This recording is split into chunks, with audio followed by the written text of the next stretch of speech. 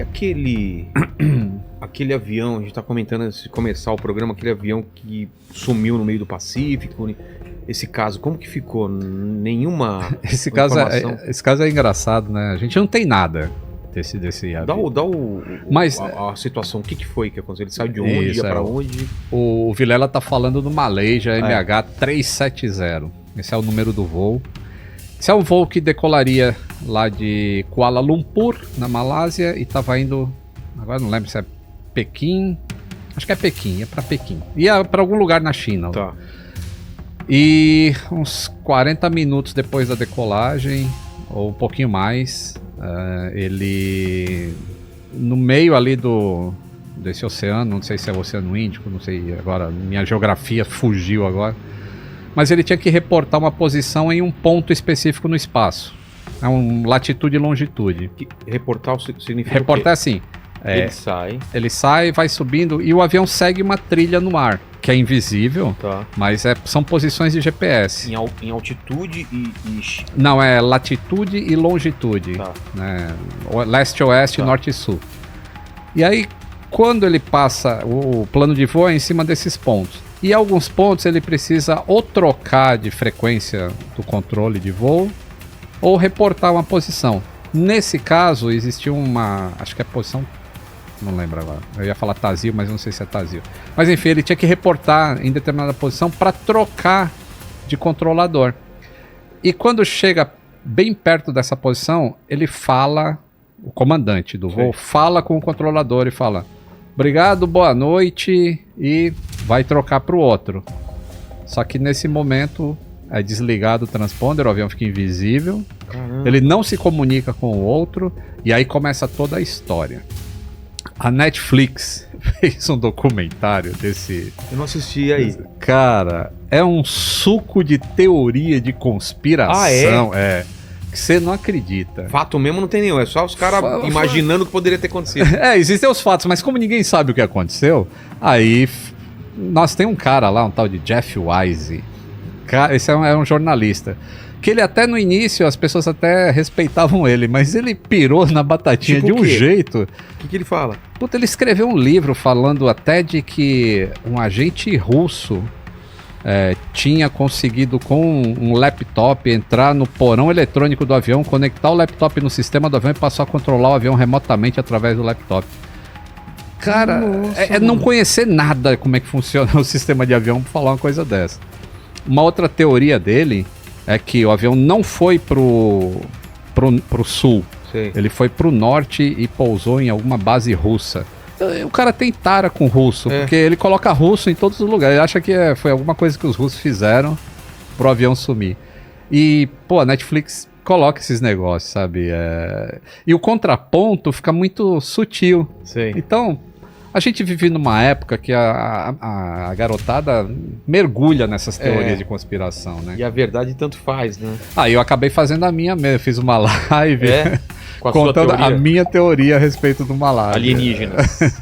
Não, a minha é até mais plausível do que a do cara. Qual que é a tua teoria? A minha teoria é o seguinte: o cara foi premeditado. É um suicídio que a gente chama de coletivo. Já tem alguns fatos na história de algumas pessoas que se suicidam e levam outras junto. O piloto, no caso. O piloto, no caso. O comandante, no caso. Comandante, no caso. Eu acho que foi premeditado. E assim, você tem duas pessoas no cockpit, né? Então, se um cara quer e o outro não quer, não vai acontecer. Então você precisa eliminar alguém ali dentro. Matar.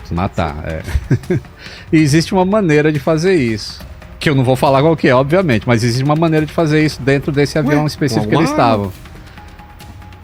Acho difícil, mas se você usar uma arma... Não passa pela detecção de metal, é isso? Não passa. Bom, o piloto, alguns países permitem que o piloto ande armado, o cara tem autorização, sim. Não sabia. Nos Estados Unidos, por exemplo, é assim. Tá. Então, determinados pilotos têm autorização para andar armado. Se é um cara desse, poderia matar outro cara com lá eu não sei, mas dar tiro a bordo é complicado. Porque você pode furar o avião e causar um dano estrutural por causa da pressurização. Então não foi arma que eu acho, tá? Tá bom. Foi uma outra arma, uma arma branca. Eu achei que você ia falar envenenamento. Não. E aí ele neutralizou o copiloto. Tá. E veja, o avião tá voando, ia começar a servir o serviço de bordo. Certo. Porque é um voo de 6 horas. Então, jantar ia ser servido. Aí o cara não fala nada. Ele só fala pras comissárias, ó, eu e o fulano de tal aqui estamos tranquilo, não queremos comida, pode serviço, vida que segue. Tá.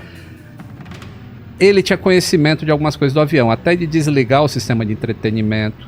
Como ele desligou o transponder e desligou outras coisas também do avião, ele tinha um conhecimento técnico razoável. Então ele desliga o sistema de entretenimento, que é onde aparece o mapa que alguém poderia ver para onde estava indo. Exato. Ia falar, opa, não estou indo para a China, o que está acontecendo? Então ele desvia a rota. Ele desvia a rota. Nesse momento que ele desliga o transponder, ele fica invisível para o radar secundário. Mas o radar primário, que é o que emite uma onda, pega um eco de volta, esse funciona. Só não tem informação quem que altitude que está mais ou menos e velocidade também mais ou menos. Mas existe um ponto. Aí o que acontece? Quando ele desvia e não tem mais comunicação, no dia seguinte o governo fala, ó, a última posição é essa e vão procurar naquele local. Só que o governo da Malásia já sabia, o governo não, os militares, não sei se o governo sabia ou não, os militares já sabiam que o avião, alguma coisa tinha cruzado o espaço aéreo da Malásia em direção oposta àquele voo. E que não foi interceptado. E não foi identificado também. Não foi identificado. Tá. Isso posteriormente foi na investigação. Ah, foi? Tá. Foi. Mas naquele momento não. E esse voo aconteceu na fronteira entre a Malásia e o país que fica em cima, que é qual mesmo? Vê pra gente um mapinha, aí, acho que até legal colocar na tela pra gente entender China, Malásia, onde tá. A Tailândia. Mas coloca o mapa pra gente, tá? Ele veio, quando ele faz a curva, e como foi premeditado, ele vem cruzando no invisível entre a fronteira da Tailândia e da Malásia. Certo. Por que eu acho que ele fez isso? Isso é a minha teoria, tá? Tá. Porque ora ele estava no espaço aéreo da Tailândia, os caras, opa, tem alguma coisa... Ele foi na linhazinha. Ele foi na linhazinha, é. Ah, tá. Aí hora o cara tá lá, os caras, opa, tem um bagulho aqui, vamos ver o que tá acontecendo. Aí o cara vai pro espaço aéreo do outro. Aí esse aqui fala, não, isso aí é problema da Malásia. E a Malásia é a mesma coisa, isso aí é problema da Tailândia. E o cara passou no meio ali. O sinal de radar indica que ele fez uma curva à esquerda antes de entrar no mar de Andaman. Olha lá. Isso. Malásia. Tá vendo ali, Tailândia, ó? Kuala Lumpur foi de onde ele decolou. Entendi. Aí ele tá andando lá em cima na linha vermelha, Sim, entre a divisa. E aí quando ele entra nesse mar entre Jakarta, aqui na Indonésia, ele não vai entrar em espaço aéreo indonésio. Tá. Então ele faz uma curva primeiro para a esquerda e passa em cima da cidade onde o comandante nasceu. Aí depois ele vira à direita e vai subindo, ó, sobe ali no mar de Andaman. Sim. E aí ele circunda a Indonésia, né? Acho que é a Indonésia, né? A capital é Jakarta, acho que é a Indonésia, né? Quem é bom de geografia, acho que é. Ele circunda e aí ele vai para o sul, que é o Oceano Índico, aberto. A gente não conhece nada do Oceano Índico, cara. É mais desconhecido do que Marte. A gente conhece mais Marte do que o Oceano Índico. E aí ele voa até acabar o combustível. Num lugar aberto. Num lugar aberto. Aí, pô, o radar só pega até ele fazer a curva ali em cima da Indonésia. Depois não tem mais sinal de radar. Como é que sabe que o avião foi para lá? Porque apesar dele ter desligado tudo no avião... deixa eu só voltar um pouquinho. Por que ele falou que tava tudo bem e serve a comida aí? Porque aí ninguém encheu o saco dele. Entendi. Senão, se o passageiro sente que algumas teorias falam assim, ele despressurizou o avião. Não. Se ele despressuriza o avião, aí vai cair máscara de oxigênio, aí já vou começar a perguntar o que tá acontecendo. Aí a vida dele lá na frente, pro que quer que ele estivesse fazendo, vira um inferno. Então se ele faz um voo normal, de 6 horas, o cara tá pensando, já tô quase chegando lá em Pequim. Porque ninguém de noite, ninguém sabe pra onde o avião tá indo. Muita gente tá dormindo. Exato. E aí, como que sabem que ele foi pro sul? Porque os motores do avião têm um computador específico. E em algumas empresas aéreas... que ele controla? Ele manda informação pro satélite de como tá a saúde daquela turbina. O pessoal chama de turbina. Eu falo motor. Pessoal, quando eu falar motor, vocês já pensam que é turbina. Tá? Que eu falo o nome certo. Tá. e essa informação vai para o satélite. Só que isso é um opcional. Quando você vai comprar o carro, não tem você quer banco de couro, quer não sei o que, não sei o que. Isso é um opcional. Que a Malaysia não tinha a empresa aérea. Mas o sistema existe no avião. Então o que acontecia? O computador do avião mandava informação para o satélite. Falava, ó, eu tô assim. Aí o satélite respondia, você não tem assinatura, então não vou mandar para a Malaysia. Então isso se chama ping. Ele está pingando o satélite. E não volta a informação. Então só sai ping do avião. E aí, o cara que cuida desse satélite, que é a Inmarsat, ele falou, a gente tem informações deste avião pingando o satélite. O satélite ele é geoestacionário, ou seja, ele está numa posição em que ele gira junto com o planeta, na mesma velocidade, então ele está no mesmo lugar.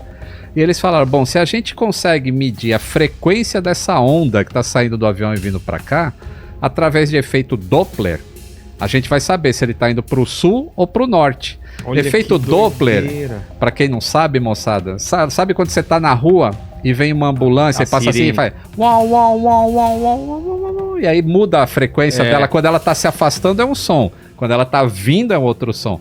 E aí eles calcularam essa frequência e falou, esse ruído aqui é de quem tá indo, não é de quem tá vindo. Então, ele foi pro sul, ele não foi pro norte. Porque se ele fosse pro norte, ele ia entrar no território, acho que da China, se não me engano, lá em cima. Lá em cima. E aí, entrou em território chinês, acabou. O chinês tá ali acordadão, vendo tudo, vai saber. Então ele foi pro sul.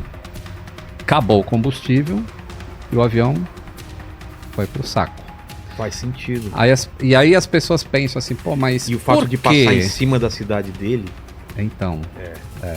E as pessoas pensam, mas por quê? Por que levar outras pessoas? Aí eu já não sei. Aí só a psicologia que tem que explicar vai isso. Vai saber, né? Mas jeito de chamar atenção, sei lá. E lá no sul do Oceano Índico é onde foram fazer as buscas depois de alguns dias, quando descobriram, o avião não foi para ir para onde vocês estão pensando, onde o pessoal achou que caiu. E como tem esses pings, significa que são 6 pings, se eu não me engano. Era um ping a cada meia hora, alguma coisa assim, ou 1 hora. E cada meia hora, quanto que anda? Anda aí uns 900 quilômetros. Caramba! E aí tem o último ping não foi completado. Então provavelmente é na hora que acaba o combustível. Aí a partir daquele ponto ele só tem mais X tempo de voo até chegar. Acabou o combustível, o computador do motor ele é alimentado pelo próprio motor girando. Entendi. Como não tem mais o motor funcionando, não tem mais o ping. Então ficou meio ping só. Aí os caras desenharam um círculo nesse 7º arco a partir da posição do satélite. E estão fazendo as buscas lá. Eu acho que dificilmente vão encontrar esse avião. Eu adoraria que encontrassem. Isso vai pro fundo sempre ou boia alguma coisa? Vai pro fundo. Não, algumas coisas boiam sim, porque foi encontrado, aliás é um negócio interessante. Foi encontrado um pedaço de flaperon. Pra quem voa aí, ou se vê atrás da asa do avião, às vezes desce um flap assim. Sim, faz isso daqui. Isso, faz aqui. Na hora de descer ou de subir? Nos dois. Pra decolar e pra... Na hora de descer ele tá mais pronunciado. Na hora da decolagem ele tá um pouquinho mais pra dentro. Ele aumenta a sustentação em baixa velocidade. Tu que é um cara matemático, isso é fácil de explicar. Total. Total, assim. Tipo, eu já tô imaginando que, claro. Porque ele aumenta a área do avião, é isso? A área de... Ele aumenta um pouquinho a área, mas ele aumenta a curvatura da asa. E a curvatura da asa é responsável por uma grande parte da sustentação. Porque vem o vento aqui que passa por cima. Quanto mais você curva o vento que passa por cima, menor a pressão que é gerada em cima da asa e mais sustentação ele tem. E como na fórmula da sustentação de um avião, a velocidade é elevada ao quadrado, então uma diminuição de velocidade diminui muito a sustentação. Aí quando você aumenta outras coisas, tipo a área da asa e a curvatura dela, você está recuperando aquilo que a velocidade está perdendo. Entendi. Então é para isso que serve. E o flaperon é um negócio, é uma superfície que fica na asa. Quando o avião está em alta velocidade, quando ele está em baixa velocidade, lá na ponta da asa tem uma superfície que faz a asa subir ou descer, que é para o avião fazer curva. Sim. Em alta velocidade, aquilo fica travado. Porque se você mexer nisso aqui em alta velocidade, o avião, a força vai ser muito grande. Então lá no meinho da asa tem uma outra superfície que faz a mesma coisa. Só que como ela está num momento de força mais junto da fuselagem, Então ele consegue mexer e vai conseguir virar a asa do avião. Entendi. No caso do 777, além de fazer isso, na hora que o avião vem para pouso ou para decolagem, esse aileron, que é o nome da peça, também atua como flap. Tá. Aí juntaram flaperon. Entendi. Um flaperon foi encontrado numa ilha lá na África. Agora eu não lembro se é Madagascar ou... uma ilha ali no... Perto do... Ilha Reunião, não sei agora qual... Mas uma ilha lá da África. Cheio de craca. Craca é uns organismos que crescem... Né? É igual o fundo de barco. Quando você vai no naufrágio tá tudo aquilo... Cheio de craca, E aí os personagens também do filme lá do pirata lá. Piratas do Caribe. Piratas do Caribe, né? Aqueles caras tudo cheio de craca, Parte sabe? do navio. Né? Exatamente. E acharam isso então perto dessa ilha, cheio de craca. Cheio de craca. Isso quer dizer o quê? Então, não quer dizer que ficou 2 anos submerso esse negócio. Ou na água. Tá. E a água, onde o avião caiu, existem correntes marítimas que levam as coisas que estão boiando para algum lugar. E chegou na costa da África. Então, Que é longe, né? Que é longe. Num primeiro momento, os caras falaram, putz, então o avião caiu nessa área, porque essa corrente marítima é que leva para a costa da África. Os caras sabem tudo isso. Sabem tudo isso, mas recentemente um cara descobriu uma maneira de verificar de onde que a craca nasce, baseado na temperatura da água. Sei. Desculpa aí. Tipo de Já craca? viu? Isso. Quando a craca vai crescendo, é igual uma árvore. Já viu quando o cara serra a árvore e fica aqueles círculos? Concêntricos. É que sabe, cada ano que passou, como que tá o ar, como tá não sei o que, então. A craca também ela vai crescendo assim em círculos. Entendi. E aí baseado na quantidade de cracas que tem e o tipo de craca, de círculo que é, ele sabe a temperatura da água que tava quando aquilo se formou. E aí ele consegue definir, bom, para essa temperatura tem essa parte do oceano aqui, então provavelmente a colisão foi aqui ou o início do drift, né, do negócio foi naquela área. Ciência é um negócio incrível. E bate com a mesma área que estão procurando no Índico? Isso, bate. Que doideira. Ciência é foda mesmo, né, cara? Por que eu acho que não vão achar? Porque quando o Air France caiu na costa aqui do Brasil, lá depois de Fernando de Noronha, o avião tava caindo e ele passava informação das coisas que estavam acontecendo direto para o satélite. E uma das informações era latitude e longitude. Quando ele bateu no oceano, o pessoal que foi fazer o resgate já sabia a última posição conhecida do avião. Ou seja, era mais fácil. Era bem mais fácil. Demorou 2 anos para achar o Air France. E por quê? Porque onde ele impactou na água até onde ele foi parar, 3.500 metros de profundidade, Sei.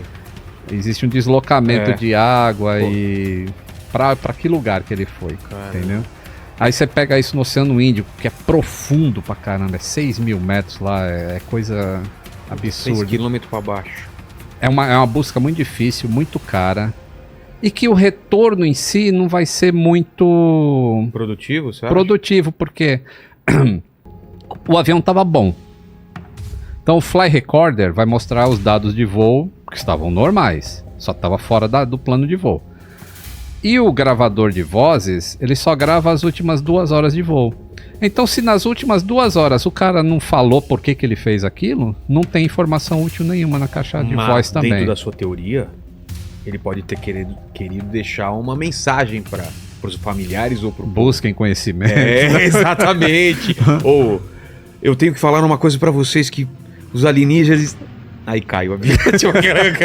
Eu vou falar coisa mais não sei o que e a hora aí para na hora certa, né? Cara, que fantástica essa história. Então essa é a minha tese.